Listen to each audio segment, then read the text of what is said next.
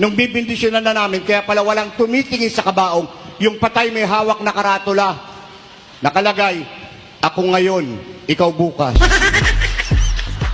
Kaya nga yung mga lolo't lola ko nung pag may patay kami, maraming mga pamahiin, siguro ginagawa pa rin ninyo yan.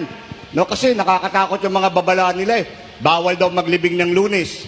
Pag naglibing kayo ng Lunes, walang magbibindisyon, day off ng pare.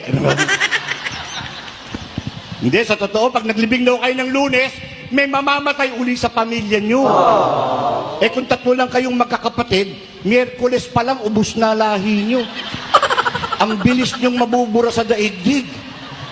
Di ba?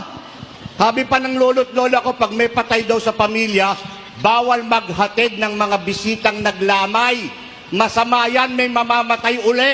Oh, no! Kaya sinusunod eh. Ang babala, laging may mamamatay.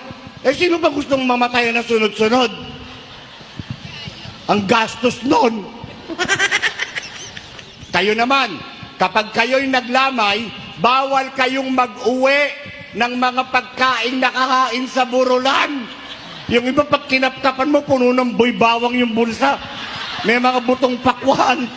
Yung may dalang backpack, merong cup noodles.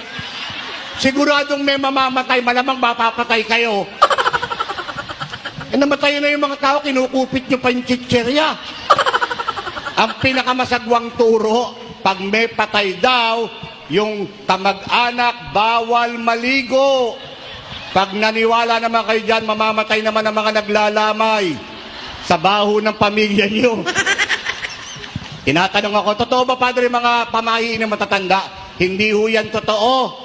Pero mabuti na din yung sigurado. No? Eh, paano kung mamatayan kayo uli? Ikaw ang sisisihin. Kasi naligo